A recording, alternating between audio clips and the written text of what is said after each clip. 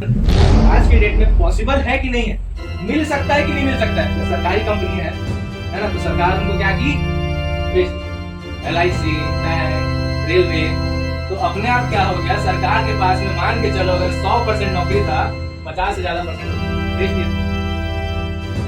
मतलब आज के डेट में अगर हम लोग रिजर्वेशन मांगते हैं तो सरकार हमको दे पाएगी क्या नौकरी? दे ही नहीं सकती। तो पिछले बार हम लोग देखे कि देश की आज़ादी के बारे में, है ना, देश की आज़ादी के बारे में देखे कैसे ट्रांसफर ऑफ पावर हुआ। अब आज़ादी के बाद क्या हुआ उसका एक पहलू देखेंगे, जो है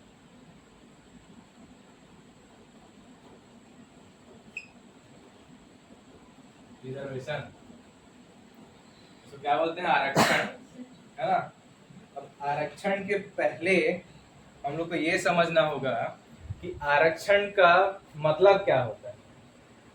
आरक्षण का मतलब जो यहाँ पर रखा गया वो ये है कि जो लोग समाज में नीचे नीचे वर्ग के लोग थे, है ना, जैसे रिजर्वेशन का मुद्दा उठने के बाद में ST, SC, OBC, ये एक नया चीज देखने मिला जो कभी दुनिया में था ही नहीं, है ना, एक नया चीज देखने मिला।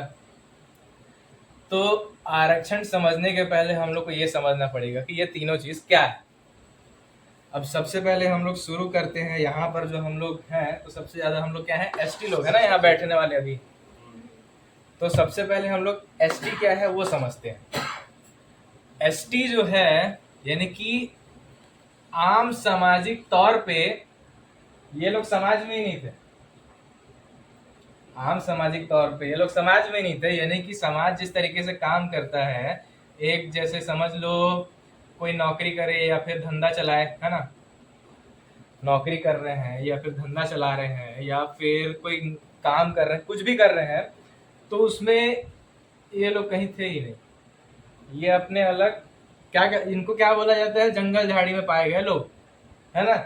और इस वजह से इनको एक और शब्द यूज किया जाता है, आदिवासी। अब इसका मतलब ये है कि ये लोग जिस जंगल में या फिर जिस जगह पर पहाड़ी वहाड़ी जहां भी ये लोग रहते थे, उस जगह में ये लोग बहुत पहले से रह रहे हैं। उस जगह में ये लोग बहुत पहले से रह रहे हैं, इसलिए ये लोग इस जगह के आदिवासी हुए। समझ गए? जैसे कि अगर इधर जसपुर के लोग हैं, है ना, तो जसपुर अब किस में आता है, छत्तीसगढ़ में आ गया, तो ये छत्तीसगढ़ के आदिवासी हुए। अब ये भी हो सकता है कि यहाँ पर बैठने वाले जो हम लोग ज्यादातर भगत उरांव, है ना, तो हो सकता है ये अगर हम लोग दूसरे स्टेट में जाएं तो वहां पर हम लोग को SC या OBC भी बना दे, लेकिन ज्यादातर ST के लोग ST ही रहते हैं क्योंकि इनको जंगलों में पाया गया। अब दूसरा आ जाते हैं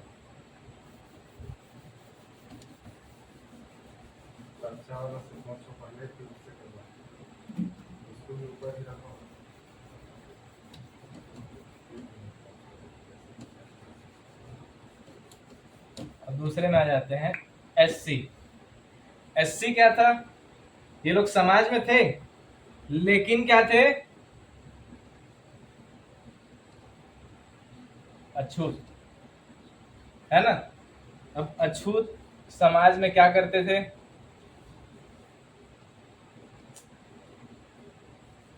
साफ सफाई,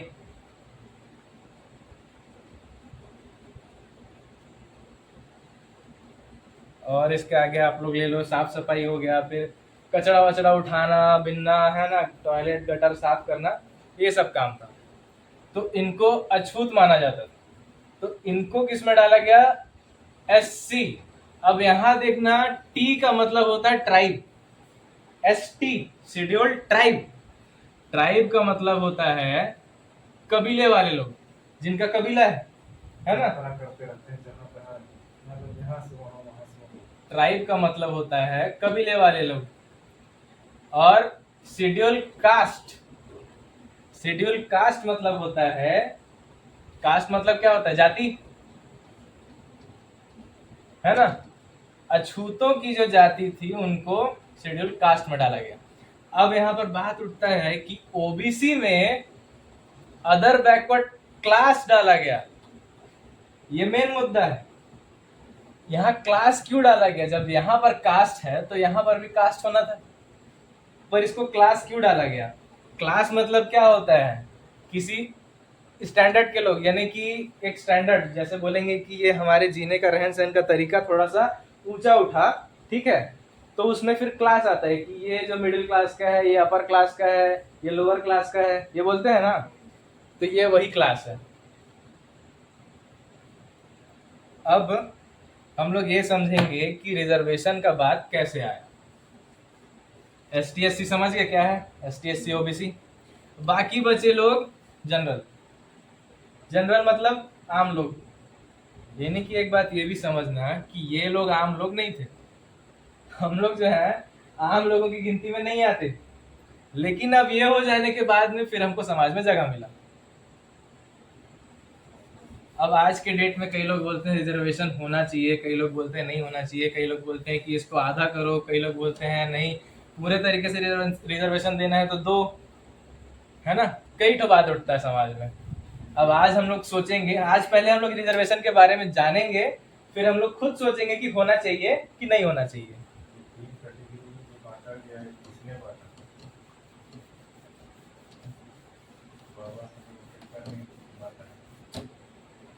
अब ये देखना, जितने भी ST SC OBC के लोग रहे, यानी कि ये लोग अगर निचली जाति के लोग थे, अगर ये लोग निचली जाति के लोग थे, तो जो पूरे इतिहास में बताया जाता है कि निचली जाति के ऊपर में जुल्म ढाया गया, उसके ऊपर अत्याचार किया गया, है ना। तो ये अत्याचार जो है हम ही लोगों के साथ हुआ, ST SC OBC। अब देखना ये है कि ये अत्याचार करने वाले कौन है? जाहिर सी बात है, समाज में खाली एक बचा, जनरल। उस वर्ग के लोग ही पूरे भारत में उस समय पावर में थे। यानी कि जितने राजा, जितने बड़े बड़े शासन, जितने बड़े बड़े साम्राज्य बने, वो सब किसके हाथ में था? ये जनरल, राजपूत, ठाकुर और ब्राह्मण, है ना। अब उसके बाद हम लोग देखते हैं कि हम लोग जानते हैं कि अत्याचार कैसे हुआ, अत्याचार कैसे हुआ, और उसके वजह से फिर पता चलेगा कि रिजर्वेशन क्यों मिला। क्या क्या अत्याचार हुआ, बहुत ही मामूली चीज सब हम लोग देखेंगे, ठीक है। जैसे कि पहला ले लिए मंदिर के बारे में देख लो। ST SC OBC के लोगों को मंदिर जाना अलाउ नहीं था, है ना। मंदिर में जाना वर्जित था, वहां जाना नहीं, मतलब जाने से मना किया गया था कि आप यहाँ मंदिर में नहीं घुस सकते हो। और मंदिर में जाने का अधिकार कौन दिलाया? बाबा साहब अम्बेडकर, है ना। उसको बोला जाता है टेम्पल एंट्री मूवमेंट, है ना, जिसके मदद से बाद में ST SC OBC सभी लोगों को मंदिर में जाने का अधिकार मिला। अब मंदिर में जाना भी कोई अधिकार है क्या? कोई सोच सकता है? मंदिर में जाना भी कोई अधिकार है? नहीं है ना। मंदिर का दरवाजा सबके लिए खुला रहता है। लेकिन 7000 साल से ST SC OBC के लोगों को मंदिर जाना मना था। अब ये 7000 साल का नियम तोड़ने का हिम्मत किसमें आया? बाबा साहब अम्बेडकर। रिजर्वेशन का मुद्दा ही उन्हीं का है ना। जब हम लोग रिजर्वेशन के बारे में पढ़ेंगे तो मुद्दा ही उन्हीं का है कि बाबा साहब अम्बेडकर के बारे में ही हर जगह देखने मिलेगा। तो हम लोग पहले ये नाम पहले अपने दिमाग में डाल लें, बाबा साहब अम्बेडकर, डॉक्टर भीमराव अम्बेडकर, है ना, डॉक्टर BR अम्बेडकर। ये तो एक चीज हो गया। अब एक बहुत पुराना नियम था जिसमें जो ये अछूत लोग थे, SC, जिनको SC में डाला गया, है ना, जो अछूत लोग थे, इनके साथ में शुरुआती समय में 7000 साल पहले ये सब शुरू हुआ। तो समझ लो उसी 7000 साल में यहाँ पर ये डाल लो 10 या फिर डाल लो 20, इतने ही समय में, है ना। यानी कि 7000 साल में ये 20 साल माइनस कर दिए, इनके आने के लगभग 10 साल 20 साल बाद एक नियम लागू किया गया था कि अगर कोई अछूत खुलेआम घूमता है तो उसको अपने गले में मटका लेके घूमना पड़ेगा, ताकि जब थूके तो उसी में गिरे, है ना। और पीछे झाड़ू लेके घूमना पड़ेगा बांध के, ताकि चले तो पैर का निशान बैठ जाए। अब इस ऐसा कोई इंसान सोच सकता है किसी के साथ करने का? तो ऐसा ऐसा जुल्म ढाया गया हमारे समाज में। और जुल्म ढाने वाले कौन थे? उच्च वर्ग के लोग, है ना। तो इस वजह से जब 7000 साल बाद जब इतिहास बदल रहा था, तब बाबा साहब अम्बेडकर क्या किए? इस वर्ण व्यवस्था को, वर्ण व्यवस्था भी क्या है हम समझते हैं,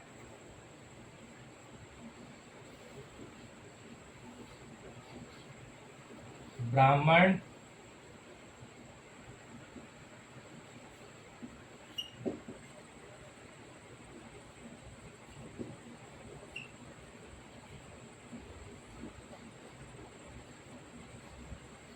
ब्राह्मण, क्षत्रिय, वैश्य, शूद्र, है ना। ये था वर्ण व्यवस्था। अब इस वर्ण व्यवस्था में क्या था? ये जो ब्राह्मण थे ये सभी थे उच्च वर्ग के लोग। क्षत्रिय कौन थे? उच्च वर्ग के लोग। वैश्य कौन थे? बनिया, है ना। इनको भी आज के डेट में अगर देखोगे तो इनका भी कैटेगरी थोड़ा उच्च है, बट अब इनको ओबीसी में देखने को पाया जाता है। जैसे गुप्ता, कई जगह गुप्ता, जैसे कि उस वक्त इनको नहीं देखने मिलता ऐसा, मगर आज देखने मिलता है। ये भी बाद में बदलाव आया, कब? एसटी एससी ओबीसी आने के बाद। ब्राह्मण, क्षत्रिय, वैश्य ये तीनों उच्च वर्ग के लोग थे उस समय, है ना। अब ये बदलाव, जैसे गुप्ता लोगों को यहाँ छत्तीसगढ़ में अभी ओबीसी देखने मिलता है, तो ये भी बदलाव आया बाद में। इसके पीछे भी कारण क्या है हम लोग आज समझेंगे रिजर्वेशन में, है ना। अब इतना तो तय हो गया कि जितने जुल्म ढाए गए हमारे ही लोगों के ऊपर ढाए गए, और फिर उस जुल्म से निकालने के लिए ये एक तरीका था कि लोगों को जाति से निकाल के एक समाज में बनाया जाए, है ना। यानी कि अगर ओबीसी जो है हजारों अपनी जातियों में बटे हैं, तो उनको बटने मत दो। अगर एक देश बना रहे हो तो उनको भी इकट्ठा होना पड़ेगा। अगर आपस में बटे रहेंगे तो ऐसा तो हो ही नहीं सकता कि फिर हम देश चला ले, है ना। तो उससे निकलने के लिए क्या किया? जितने बिखरे हुए जातियां थे उनको, उनपे सर्वे किया गया कि कौन कितने गहरे पानी में है, कौन कितना समाज में पीछे है। इसका एक सर्वे किया गया और उसके बाद में एसटी एससी ओबीसी बनाया गया। यानी कि जिनको जंगल झाड़ी में पाया गया ट्राइब्स थे, जिनका कबीला हुआ करता था, उनको एसटी बनाया। फिर उसके बाद में जो अछूत थे उनको एससी में डाला।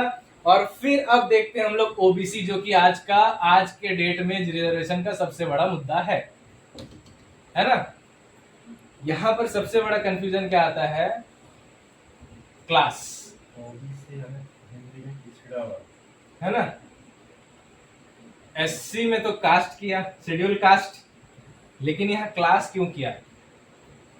अब इसका रीजन ये है कि जब जनगणना की गई, है ना, जब गिनती की गई कि हमारे देश में कितने लोग कितने लोग किस किस जाति के हैं, तब ये पाया गया कि जिनको बाबा साहब ओबीसी में डाले हैं उसमें कई वर्ग जो है थोड़े रईस है, थोड़ा पैसा है, समाज में थोड़ा सा नाम है।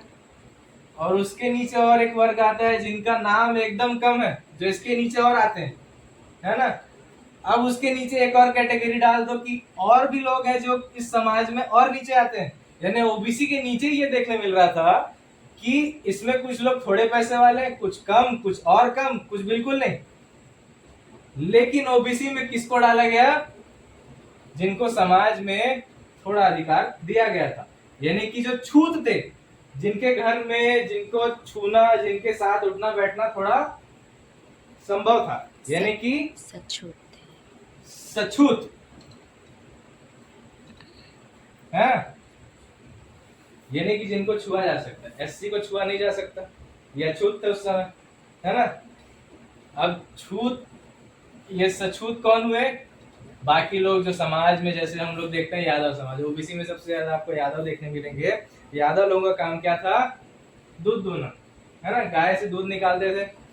तो इन लोग, गाय से दूध निकल रहा है तो वो बिकना है, कोई तो ले रहा है, उच्च वर्ग के लोग ले रहे हैं, मतलब उनका दिया हुआ सामान वो ले सकते हैं, तो ऐसे लोगों को डाला ओबीसी में। अब यहाँ क्लास कैसे बना कि इस ओबीसी में जिनको डाले उनमें अलग अलग वर्ग था, कि कुछ पैसे वाले थे, थोड़ा नाम था, कुछ बिल थोड़ा और कम पैसे वाले थे, कुछ और कम पैसे वाले थे, किसी के पास पैसा ही नहीं था, ऐसा। ठीक है, अब ये भी समझ गए S T S C OBC. यहाँ पर एससी में कास्ट क्यों है और ओबीसी में क्लास क्यों है। अब इसके आगे हम लोग देखते हैं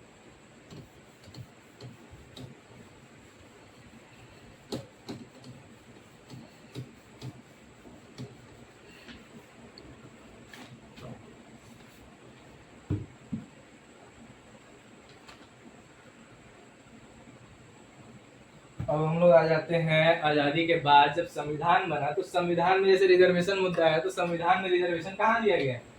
रिजर्वेशन जो हम लोग को मिला है आर्टिकल 341, 342 और उसके बाद में और भी कहीं कहीं एक दो जगह बात किया गया है, जैसे कि आर्टिकल 3 में है ना, आर्टिकल 3 में एक जगह बात किया गया है। फिर उसके बाद आर्टिकल 3 में वुमेन्स को दिया गया, जैसे कि समाज में महिलाओं के साथ भी अत्याचार होता था, बच्चों के साथ बाल विवाह होता था, तो उसके लिए भी जो समाज में पिछड़े हैं है ना, जिनके साथ अत्याचार हुआ, उनके लिए वुमेन्स और चिल्ड्रन यानी कि बच्चे और माताएं, उनके लिए ये आर्टिकल बना। अब 341 में किसको डाला, एससी को, यानी कि एससी अब कौन है ये कैसे डिसाइड करेंगे।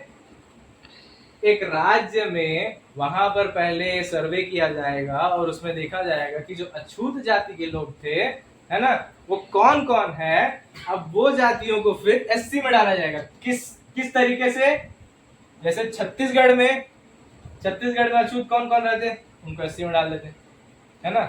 जैसे कि अगर यहाँ पर हमारे गांव का देखें, धोबी जो है यहाँ पर एससी है,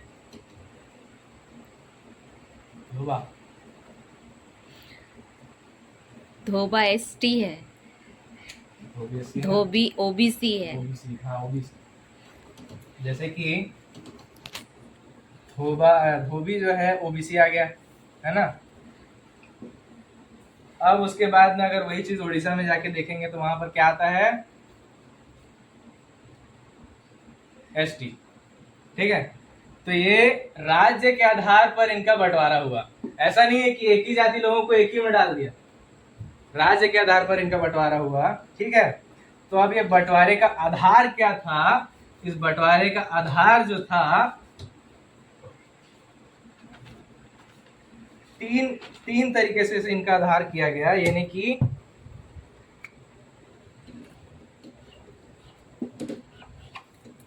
सोशल, फिर उसके बाद में एजुकेशन और तीसरा है ना,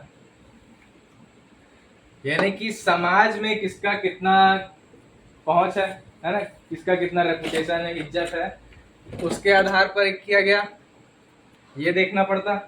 अब उसके बाद में एजुकेशन, कौन कितना शिक्षित है वो देखना पड़ता, और बाद में किसके पास कितना पैसा है वो देखना पड़ता। तो इन तीनों के आधार पर क्या किया गया,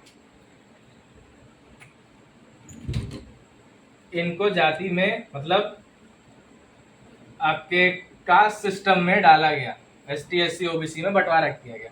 अब 340 में क्या किया, आर्टिकल 340 में ओबीसी के बारे में दिया है ना।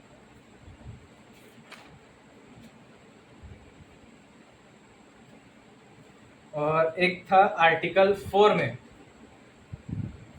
आर्टिकल 4 में एक ही बार में तीनों के बारे में दिया, एसटी एससी ओबीसी, आर्टिकल 4 में। अब ये हम लोग संविधान के हिसाब से एक बार देख लिए है ना। अब हम लोग कहानी देखते हैं कि जो आज के डेट में रिजर्वेशन का झगड़ा चल रहा है उसके पीछे कहानी क्या है। अब असल जो मुद्दा है आज की क्लास का यही है कि आज के डेट में जो रिजर्वेशन का मुद्दा इतने जोर शोर से चल रहा है उसके पीछे कारण क्या है। सीधी बात अगर हम लोग देखें एसटी के लोग कितने हैं, है ना, 7.5%। ठीक है, एससी के लोग कितने हैं, 15%, है ना, और ओबीसी में कितने हैं, 52%। अब इसका एक कुल निकाल लो कितना आता है, 7, फिर ये हो गया आपका कितना,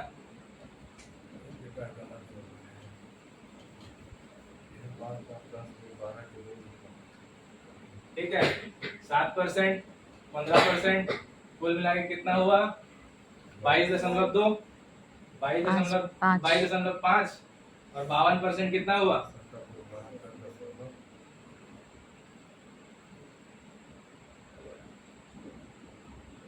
भाई सॉरी, 52 कितना हुआ आपका, 74.5, है ना।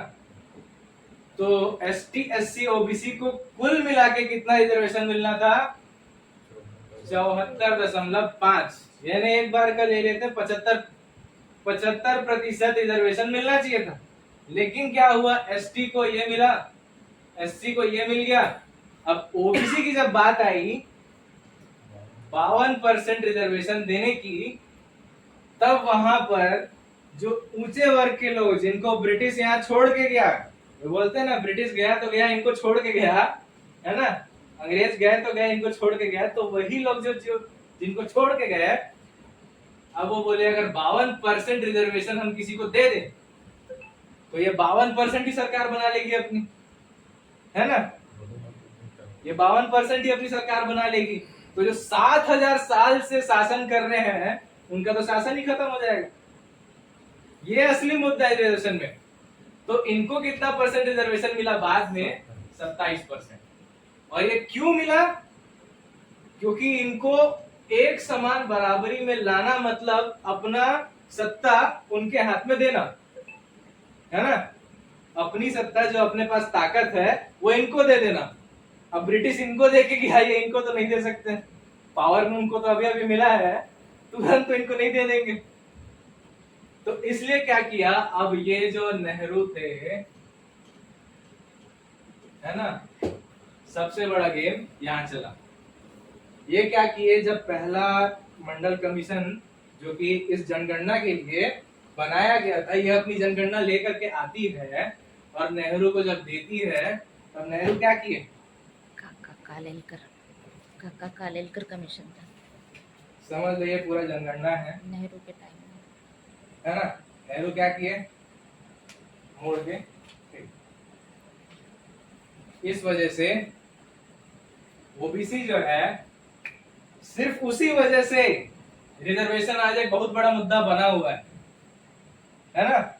अगर वो काम नहीं होता, 52% रिजर्वेशन को दे देते, तो क्या गड़बड़ी हो जाता। जब देश में जनसंख्या ही इनकी 52% है, तो 52% नौकरी या फिर 52% शिक्षा का अधिकार इनको नहीं दे सकते क्या, दे सकते हैं, है ना। तो इसमें इनको दिक्कत क्या हुआ, और दिक्कत होने के बाद में ये क्या किए कि ये फिर नखरा मारना शुरू किए।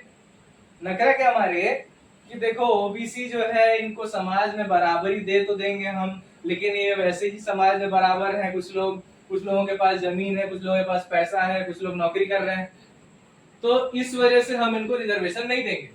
तो जिनको जितना रिजर्वेशन मिलना चाहिए उतना ही देंगे।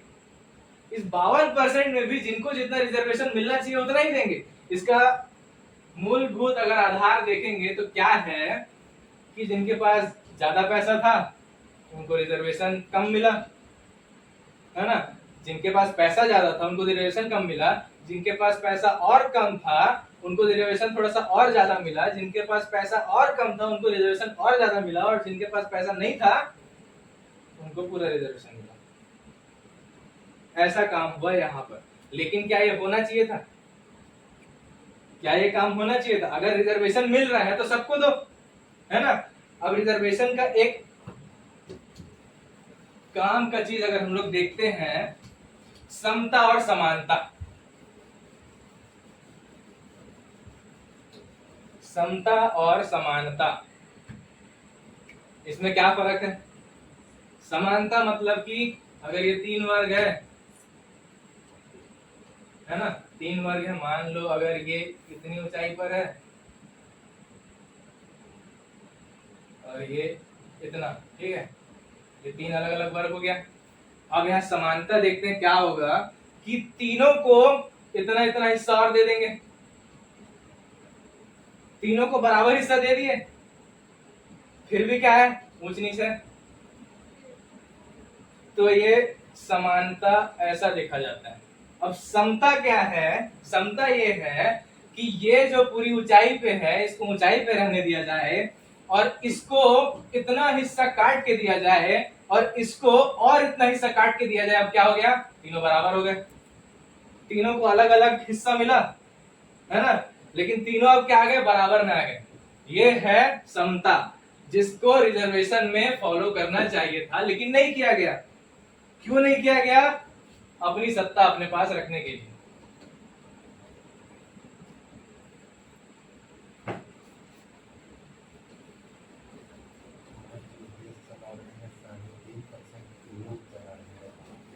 ST और SC पर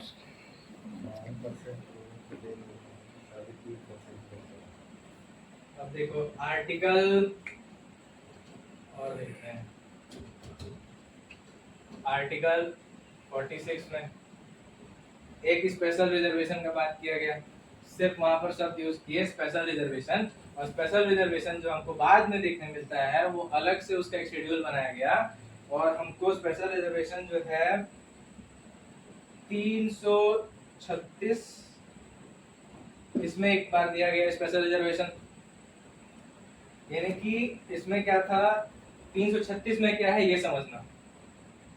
जैसे कि SC और ST के लोग हैं, तो ये जिस जिस राज्य में SC और ST बढ़ चुका है, अब वहां के लोग अपना एक नेता चुने और वो जो नेता है ना, वो जाकर के क्या करेगा, पार्लियामेंट में सांसद भवन में जाकर के उनके हक अधिकार की बात करेगा, उनकी जनगणना, उनकी परिस्थिति, उनकी गरीबी, उनकी दुख दर्द उसको वहां पर जाके बताएगा और फिर वहां पार्लियामेंट में क्या होना चाहिए उसके हिसाब से यहाँ नौकरी या फिर शिक्षा या फिर इनको पैसा देना, कितना क्या करना वो तय करना।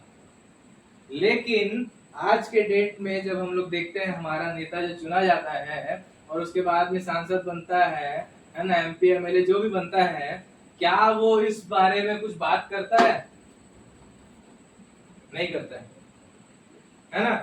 तो हमारा जो ST SC OBC के लोग थे उनको जब सांसद भवन मिलता या फिर MP MLA जो भी बनते तो उनका काम ये था कि अपने समाज को ऊपर लाना ताकि समता से समानता हो सके, है ना, समता से समानता हो सके। समता क्या बताया मैं, जब अगर कोई ऊंचे है ना, तो इसको इतना हिस्सा दिया जाए बस और इसको इतना और हिस्सा दिया जाए, अब समान हो गए, ये समता है। अब बराबर हो गए, ये समानता है, ये किया जाना चाहिए। पर हुआ क्या, जिसको सबसे ज्यादा रिजर्वेशन मिलना चाहिए था देश में, है ना, 52% जिसको मिलना चाहिए था उसको मिल गया सिर्फ 27%। अब यहीं पर OBC का मुद्दा आके अटकता है। कई लोगों को जो आम जनता है उनको नहीं मालूम है कि ये काम क्यों हुआ कि 52 के जगह में 27 मिला। राजनीति वहीं खेली जाती है और लोगों को इस मुद्दे से भटका देते हैं, है ना, लोगों को इस मुद्दे, असल मुद्दे से भटका दिया जाता है। अब ये एक बात हो गया, है ना, ये पूरा एक हम लोग देश के आजादी के बाद, देश के आजादी के पहले के जुल्म से लेके देश के आजादी के बाद के रिजर्वेशन तक आ गए। अब असल में हम लोग देखते हैं कि रिजर्वेशन आज के डेट में पॉसिबल है कि नहीं है, मिल सकता है कि नहीं मिल सकता है ना। तो कुछ समय पहले हमको क्या जानने को मिला था कोरोना के टाइम पे कि जितनी अलग अलग कंपनियां हैं, है ना, जो सरकारी कंपनी है ना, तो सरकार उनको क्या की, बेच दी। LIC, बैंक, रेलवे, तो अपने आप क्या हो गया, सरकार के पास में मान के चलो अगर 100% नौकरी था, 50 से ज्यादा % तो बेच दिया। तो आज के डेट में अगर हम लोग रिजर्वेशन मांगते हैं तो सरकार हमको दे पाएगी क्या नौकरी? दे ही नहीं सकती, क्योंकि उसके पास ही नौकरी नहीं है। तो हम नौकरी मांगेंगे तो कहां से देगी? बल्कि वो नौकरी कहां चले गया? प्राइवेट कंपनी में, है ना? सरकार के हाथ से चले गया प्राइवेट कंपनी में। और ये भी काम क्यों हुआ? क्योंकि भारत एक कंपनी है। अब एक बात करते हैं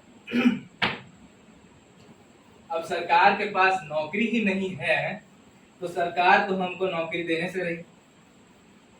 एक तरीके की बात और करते हैं, जैसे आजकल के नेता वेता है ना, MP MLA हमारे रिजर्वेशन के बारे में चलो कोई बोलते भी है, लेकिन बोलने से तो काम नहीं चलता। हमको क्या देना पड़ेगा? दस्तावेज, है ना? हमारे पार्लियामेंट में हमारे MP MLA लोगों को क्या करना पड़ेगा? हमारे लोगों से एप्लीकेशन बनवाना पड़ेगा कि हम ये चाहते हैं, ऐसा चाहते हैं, वैसा चाहते हैं, इतनी नौकरी चाहते हैं, है ना? और उसके बाद में उसमें सभी लोग उसमें साइन करें और वो MP MLA जा करके उसको पार्लियामेंट में डालें, ताकि सरकार को ये पता चले कि इतने लोग अभी भी क्या है, भूखे प्यासे हैं। लेकिन उसका उल्टा क्या हो रहा है? जब प्राइवेट कंपनी आजकल क्या कर रही है, थोड़ा थोड़ा पैसा सबको दे रही है, एकदम लॉलीपॉप वाला जिंदगी। तो जो आम लोग हैं इस सोच से ऊपर ही नहीं आ पाते हैं कि इसके आगे कोई जिंदगी है। उनको ये लगता है आंदोलन चल रहा है ना? आंदोलन चल रहा है। अब ये आंदोलन चलने का सोच भी कैसे आया? गांधी का जो कहानी में पिछले बार बताया था कि आंदोलन के जरिए सिर्फ अपने आप को ताकतवर दिखाया गया और आंदोलन जितने लोगों ने किया उनके हक की बात नहीं की गई। और यही सिस्टम बाद में भी आया कि आंदोलन चल रहा है तो चलने दो, उससे फर्क नहीं पड़ता है ना? अब जब हम लोग देखते हैं, हम लोग रिजर्वेशन कब से मांग रहे हैं? रिजर्वेशन का मुद्दा जो आया 1980 के आसपास से आया, है ना? मेन जो मुद्दा आया रिजर्वेशन का वो आया 1980। और आज क्या चल रहा है? 2024। कितना साल हो गया? 44 साल, है ना? और आजादी कब मिला? 1947। ये नहीं कि ये रिजर्वेशन का मुद्दा तो आना ही नहीं चाहिए था। जब 1947 में देश आजाद हो गया, अगर हम सब समान थे, हम सब मिलके इस देश के लिए लड़े, तो हम सबको बराबर अधिकार मिलना था। लेकिन क्या हुआ? 1947 के बाद फिर से जो अंग्रेज के पहले जो सिस्टम चल रहा था, जो निचली जाति के लोग थे उन पे फिर से जुल्म ढाना शुरू हो जाता। उस चीज को काटने के लिए क्या किया गया? रिजर्वेशन बनाया गया। और आज के डेट में जब सरकार हमको रिजर्वेशन दे ही नहीं सकती है क्योंकि उसके पास ही नौकरी कम बची है, तो हमारे रिजर्वेशन मांगने का कोई मतलब है क्या? अगर ये नौकरी पूरा सरकार के पास होती तो हम नौकरी मांग पाते, लेकिन हम नौकरी ही नहीं है तो हम क्या मांगेंगे, है ना? जब नौकरी ही नहीं है तो हम क्या मांगेंगे? अब सीधी बात ये है, तो सरकार भी क्यों बनाए? फिर सरकार तो फालतू, सरकार फालतू हो गई ना। फिर जब अपने लोगों को ही नहीं संभाल सकती तो सरकार फालतू हो गई ना। फिर अब एक चीज देखते हैं, 1947 से आज तक कितना हो गया? कितना साल हो गया?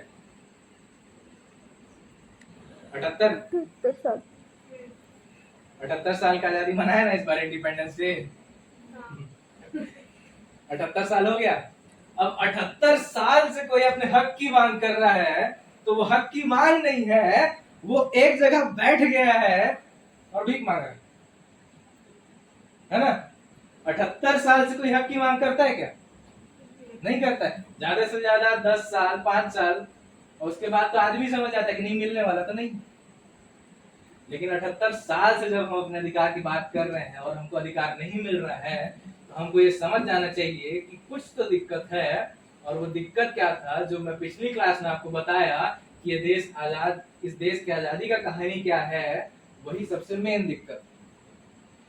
सिर्फ और सिर्फ इस देश को चलाया जा रहा है, इस देश से टैक्स वसूला जा रहा है, और पूरे दुनिया में सबसे हाई अमाउंट ऑफ टैक्स, सबसे ज्यादा टैक्स एजुकेशन के फील्ड में भारत भरता 25% तो टैक्स भर रहा है, यानी कि जो शिक्षा हमको फ्री मिल सकती थी 25% ज्यादा पैसे में मिल रही है, प्लस प्राइवेट कंपनी वहां पर कब्जा करके बैठी है, वो प्राइवेट कंपनी मुंह मांगे पैसे ले रही है ना।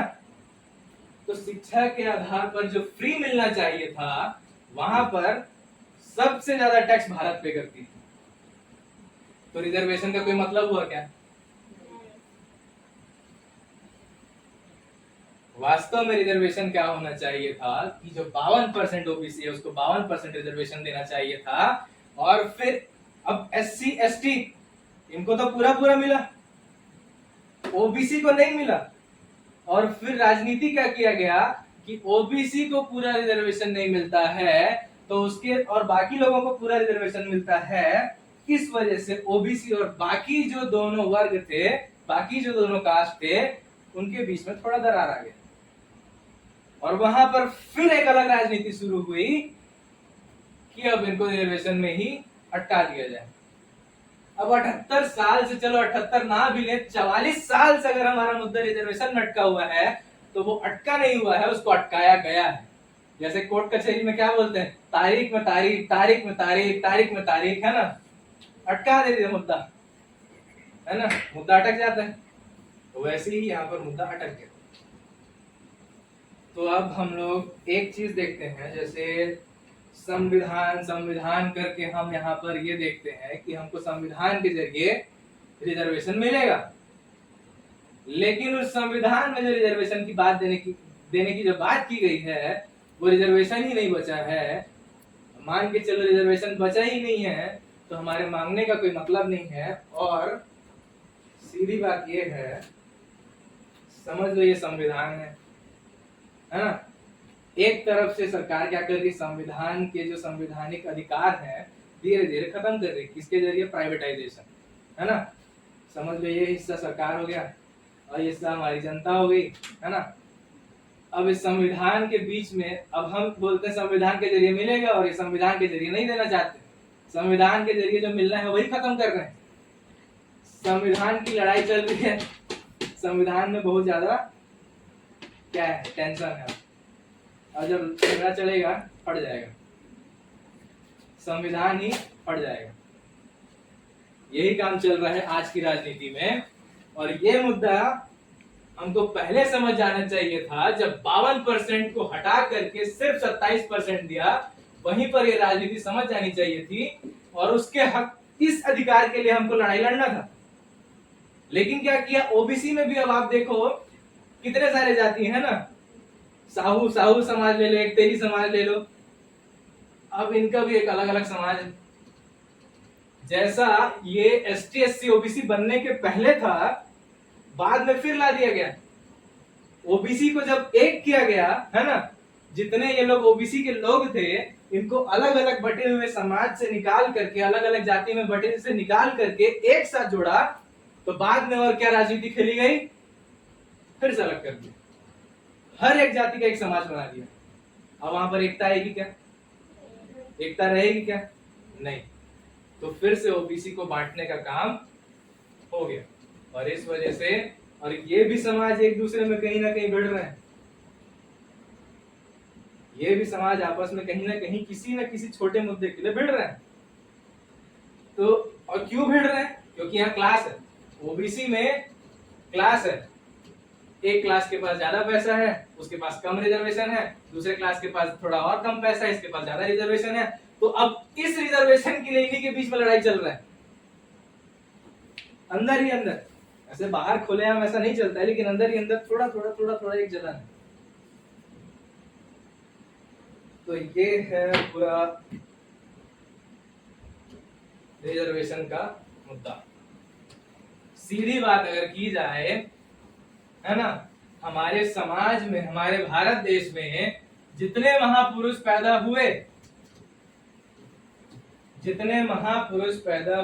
जैसे डॉक्टर भीमराव अंबेडकर हो गए, फिर उनके पहले ज्योतिराव फुले हो गए, फिर उधर से हम आगे और ले लेते हैं, जैसे और भी हमारे पेरियर, रामास्वामी पेरियर, है ना, जितने भी महापुरुष पैदा हुए, क्या इनका काम ऐसे दिखता है क्या हमको कि ये एक जाति के पास जाके बोलते हैं कि तुम ऊपर उठो? फिर दूसरे जाति के पास जाके देखते हैं कि तुम ऊपर उठो। ऐसा कोई किया क्या? नहीं किया। ये लोग क्या किए, इनका बोलना ये था हम एक हैं, हम एक हैं और एक होकर लड़ाई लड़ेंगे। और आज के डेट में हम खुद ही बंटना चाहते हैं। तो ऐसे में अपने अधिकार की बात की जा सकती है क्या? और हम इन्हीं महान पुरुषों को अपना क्या मानते हैं? आइडियल प्रेरणा। प्रेरणा। तो क्या हम उनसे प्रेरणा ले रहे हैं? नहीं ले रहे। और इसी वजह से हम लोग क्या है, आज के डेट में फंस गए। कहा? राजनीति में। तो आज के डेट में जब सरकार हमको रिजर्वेशन दे ही नहीं सकती है, तो इस रिजर्वेशन का मुद्दा खत्म करने के लिए हमको क्या करना चाहिए? भैया आप ये बताओ पहले कि आप नौकरी दे सकते हो कि नहीं? आपके पास नौकरी कितनी बची है वो दिखा दो। उसके बेस पे हम लोग अपनी जनगणना खुद कर लेंगे, अपने समाज से गिनती खुद निकाल लेंगे और देखेंगे कि इतनी नौकरी में क्या हमारा गुजारा चलेगा। वास्तव में जाहिर सी बात है कि नहीं चलेगा। तो आर या पार की लड़ाई लड़ो, यही प्रेरणा हमको महापुरुषों से लेनी है। आर या पार की लड़ाई। और अगर ये नौकरी नहीं दे सकते हैं तो हमको सीधा सीधा ये बोलना चाहिए कि आपके पास रिजर्वेशन बचा ही नहीं है, या तो आप नया रिजर्वेशन बनाइए, नौकरी पैदा करिए, या फिर रिजर्वेशन हटा दीजिए, ताकि हम अपने आप में खुद सक्षम होना शुरू करें, बीच में लटके ना रहे, है ना? समाज में अब खुद के पैर पे खड़े होके खुद धंधा करके खुद पैसा कमा के हम आगे तो बढ़ सके कम से कम यहाँ से। ये दो तरीके में से कोई एक तरीका हमको अपनाना पड़ेगा। और ये हमारे लोगों की एकता से ही होगी। जब हम सब एक हो जाएंगे, सब हमारी यूनिटी होगी, तब हम ये डिसाइड कर पाएंगे कि हमारे समाज में अब रिजर्वेशन चाहिए भी या नहीं। नहीं तो आज के डेट में तो कोई भी आता जाता बोल देता है, जिसके मन में आज का पॉलिटिक्स देख के भर गया है, आते जाते ओबीसी के लोग ही बोलते हैं रिजर्वेशन खत्म कर देना चाहिए यार, है ना? ज्यादातर ओबीसी के लोग ही बोलते हैं। और उनके दिमाग में इतना टेंशन ही भर दिया गया है कि वो रिजर्वेशन से परेशान हो गए। एसटी और एससी तो अभी भी बराबर रिजर्वेशन में है, लेकिन उनका दिमाग खराब हो चुका है। तो हमको भी ऐसा करना चाहिए कि उनके साथ मिलकर के ये हमको देखना है कि समाज में क्या वास्तव में रिजर्वेशन की अब जरूरत है भी या नहीं। तो इसी के साथ हम लोग आज रिजर्वेशन का मुद्दा ये खत्म करते हैं। वाहेगुरु जी का खालसा।